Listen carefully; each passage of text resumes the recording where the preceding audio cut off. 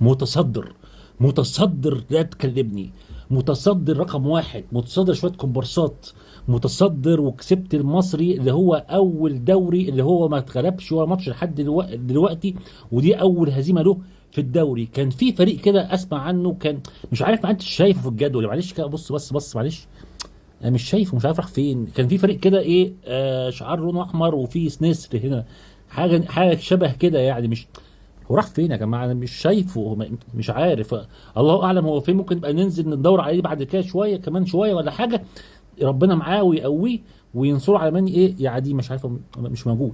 خلاص يا جماعه، خلاص تمام، احنا الاول، احنا متصدرين، احنا رقم واحد. احنا النهارده عملنا ماتش محترم، بالاداء محترم، بالعيله محترمه. النهارده كل واحد اثبت نفسه، كل واحد بيعبر عن نفسه، والمدير الفني النهارده بيقول يا جماعه، بيرد عليا امبارح لما انتقدته وقلت المدرب دوت مش هينفع، ما عندوش رؤيه، ما عندوش اي حاجه ممكن يقدمها، لكن هو النهارده رد عليا برد قوي جدا.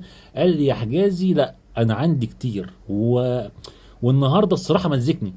الصراحه النهارده اول ماتش تحس ان هو ده عنده، ازاي بيعرف يوقف اللعيبه، ازاي بيعمل جمل برضه في الماتش. لا النهارده الصراحه رجع تاني فكري عنه، لا حسسني ان هو مدرب، او في شيء ما مستخبي فيه. تمام.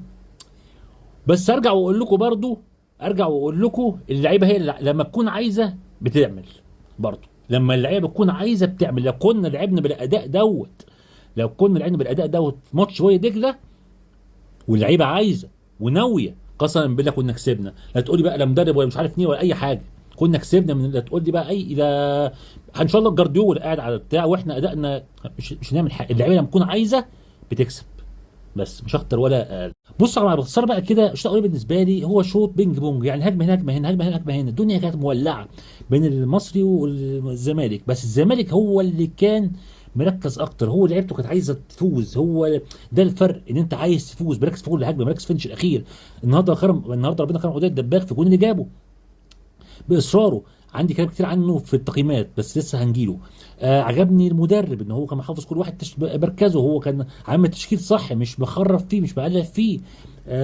عجبني ان هو بيعمل بعض الجمل التكتيكيه. يعني النهارده مثلا كان دايما بيحرك عودية الدباغ، كان ممكن كنت تلاقي كوره عرض، كوره من ورا جايه على طول مرفوعه على طول، عداد الدفاع بيتحرك لها، كانت سواء مثلا من خط النص او من خط الدفاع، كان بيعملها له دايما. دي برضه فرصه من فرص، كان في شكل هجومي بقى بيتعمل للزمالك، وده اللي فرق عني. يعني ده اللي فرق عندي في الماتش كله، ان في حاجه بتتعمل، ده الفرق الجوهري النهارده اللي اقدر اقول عليه ان المدرب بدا يعمل حاجه جديده مع الزمالك. لو كان في الشوط الثاني اللي فرق برضو معايا واللي عجبني في فريرة، ان هو ما رجعش ورا، مثلا مش جاب بقى جول ويرجع ورا، لا ده هو يا باشا اول ما نزل الشوط الثاني داس جاب الثاني، وفي اخر برضو الماتش جاب الثالث. وربنا كرم النهارده برضو عبد الله السعيد هنجيله في التقييمات.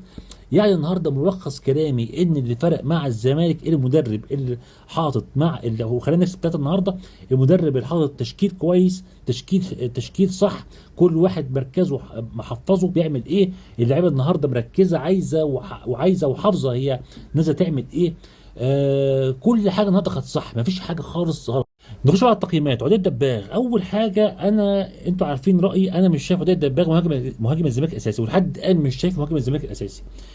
وده الدباك حاجه واحده بس بتخليه النهارده يفرق معايا شويه ويحطه ان هو ممكن ينفع يلعب مهاجم مع الزمالك. ايه بقى هو؟ اجتهاده، اصراره، حركته، بيحاول، بيجيب من الاخر ليميت عنده. هو ما عندوش الليميت الفنيات القويه، لكن هو بيحاول يجيب الليميت اللي هو ربنا مديهوله. تمام. عكس مهاجم تاني ممكن يكون عنده ليميت قوي بس مش جايب الليميت لغايه اخره، مكسل، مستخسر في نفسه. تمام. بس هو نفسه عودة دماغ يشتغل على نفسه حاجه واحده بس، ان هو يكون حركته اسلس من كده، جسمه يتحرك انعم من كده. تمام. ازاي يتمركز على الكوره اكتر من كده، في حبه حاجات لو اتطور هو واشتغل على نفسه اكتر هيكون مهاجم محترم. وعشان الجول اللي جابه النهارده ياخد معايا 6 من 10. ادم كده النهارده ما كانش وحش، كان بيلعب على الخط، مش مركزه. انا شايف ان مركزه تحت مع عبد الله السعيد، قدام عبد الله السعيد، او مكان زي ناصر ماهر كده، جوكر بيتحرك. انا بالنسبه لي لو هو عامل الدور ده هيكون احسن من كده، وزر احسن من كده بكتير. النهارده ياخد بالنسبه لي ياخد 6 برضه من 10. ناصر ماهر جوكر النهارده عجبني ان هو المدرب موظفه، ان هو مخليه. انت لو تلاحظوا ان ناصر ماهر جوكر بيلعب في يمين والشمال في النص، مخليه ماسك الملعب كله، وده عجبني جدا في ناصر ماهر. بس هو ما يتفسدكش كتير، الكوره ما تبقاش تحت رجله كتير. لما الكوره بتبقى تحت رجله كتير ده ساعات بقى يعني ايه بتهرتل منه على الاخر. تمام. بس هو النهارده كان كويس جدا، حتى كمان عامل الجون النهارده. ده النهارده كان كويس، فياخد معايا 7 من 10. الفينا دوت حكايته حكايه قسما بالله. الواد دوت لازم يفضل مع الزمالك، حتى لو جاله كام مليون، 10 مليون ولا مش عارف كام. قسما بالله اللعيب دوت، في لعيبه كده بتجيلك صعب تفرط فيها. لازم يبني معاك تاريخ مع الزمالك، بعد كده ممكن تفكر تبيعه، لكن يبني اول تاريخ مع الزمالك، ياخد معاك دوري، ياخد معاك افريقيا، ياخد معاك بطولات، بعد كده تفكر تبيعه. لان انا متاكد في عروض هتجيله في يناير. لازم تتمسك باداره الزمالك، لازم تدفع يعني تقدره صح. لازم تخليه يقعد مع الزمالك. اللعيبه ديت قليله جدا لما بتيجي مع النادي. الواد ما شاء الله عليه النهارده كان كل بيعمل يعني ايه، بيحاول في كل حاجه، عمال يعافر هنا وهنا وهنا، ويتضرب مش عارف ايه، ويخش من هنا. ما شاء الله عليه واد ايه ده ايه ده. الكواليتي ده محترم، ما يجيش مش بيجي كل فتره في مصر. لازم نحافظ عليه بجد. النهارده كان من احسن ماتشاته اللي عجبني فيها، وياخد معايا 8 من 10. عبد الله السعيد بقى دوت يتقال في كلام من هنا للصبح قسما بالله. بس بجد 40 سنه ويلعب باداء دوت، ومع يعني بيعمل احسن من اقسم بالله من لعيبه عندها 20 سنه باداء ما شاء الله عليه. مايسترو في وسط الملعب قسما بالله. ياخد معايا النهارده برضه 8 من 10. دونجا من احسن ماتشاته النهارده، والنهارده هي بالنسبه لي احسن ماتش عمله من فترات كبيره جدا.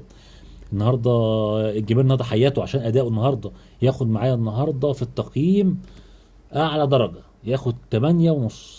نخش بقى على بنتاك النهارده عمل ماتش محترم قوي من اول الدوري، ما لعبش فيها مع الزمالك، من احسن ماتشاته قوي بجد النهارده كان دغمو مش موجود، حط في جوه يا باشا ما طلعش.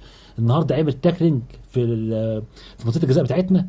قسما بالله انا كان في رعب النهارده، انا قلت ضربه جزاء وش هتتعمل دلوقتي، بس الحمد لله عدت على خير. وعشان اداؤه النهارده ياخد مني 7.5 من 10. عمر جابر عشان بس الجون اللي جابه هياخد معايا 6.5 من 10. عم جيت برضو على ماتش كويس، ياخد مني 6 من 10. وبرضو محمد صبحي ما اختبرش قوي يعني، ياخد مني 6 من 10. التغييرات بقى عمرو ناصر واحمد شريف. احمد شريف النهارده عامل السرور اللي هي الكره اللي خد منها ضربه جزاء ابو ناصر، فعشان ان الاثنين النهارده كانوا بيحاولوا، والنهارده كان سبب في الجول الثالث، ياخدوا معايا 7 من 10. معالي واحمد حمدي مفيش مني تقييم لهم عشان ما برضه وقتش الوقت الكافي ان هم يلعبوا فيه. اخيرا فريرا اتمنى يكون بيتعلم يوم عن يوم، اتمنى ان يكون عارف بيعرف فرقته يوم عن يوم، بيعرف مين حلو مين وحش، مين اديله الشوط الاولاني، مين اديله الشوط الثاني، مين العبه اساسي، مين قعده احتياطي. عجبني قوي قوي ان هو ما لعبش النهارده بشيكو بنزا. ما اعرفش هو مصاب ولا ايه حكايته، ما اعرف، ما عنديش معلومه. بس انا ما شفتوش النهارده شيكو بنزا خالص على الدكه على ما اعتقد يعني. ممكن يكون موجود، ولو كان موجود وما لعبش بيه ده بالنسبه لي حلو جدا، لان شيكو بنزا اخره ربع ساعه نص ساعه بالكتير قوي، ما يلعبش او ما يبداش خالص الماتش من اوله نهائي نهائي. لو كان فكره من دماغه كده، المدرب ده يبقى فكره محترم قوي وبيفهم قدرات كل لاعب عنده. ده بالنسبه لي مهم جدا. عجبني النهارده في جمل فنيه بتتعمل، في شكل جديد بيتعمل. اتمنى ان هو يكون في منه تطوير، هيستمر على كده. مش ماتش عدى النهارده وخلاص ونرجع تاني زي زمان. النهارده لعيبه ساعدتك كانوا مجتهدين اتمنى يكونوا كده كل ماتش. انت اللي تديهم الشخصيه من شخصيتك، انت اللي هتعليهم وتخليهم كده كل ماتش. اتمنى يكون مش ماتش عدى ونرجع تاني زي زمان، زي مثلا ماتش وادي دجله. ان شاء الله الفتره الجايه يبقى احسن، وان شاء الله الخير جاي باذن الله. معلش يا جماعه قبل ما اقفل نسيت اقيم لاعب النهارده كان عامل ماتش كويس جدا، ومن الصفقات المميزه اللي هتكون مبشره جدا الفتره الجايه باذن الله، ومن المدافعين اللي ما ينفعش بعد كده يقعدوا دكه خالص نهائي. محمد اسماعيل بجد لاعب مبشر قوي، وهيكون تقيل قوي، يفكرني بالاباني. لعيب تقيل راسي كده ومش بيخاف. النهارده جات له كوره في الصندوق بتاعنا طلع بيها من 2 لعيبه كده، ما خافش من حاجه. ما احنا بس اللي اترعبنا قسما بالله. لكن هو ما شاء الله عليه بجد لاعب محترم قوي. وتقييم له النهارده عشان بدايته النهارده مبشره دي، ياخد معايا 7.5 من 10. اخر بقى بجد مش هتكلم تاني. خشوا عندي على الصفحه هتلاقوا لينك لقناه اليوتيوب في البايو. عاوزين نوصل 1000 مشترك على ايديكم ان شاء الله. سلام.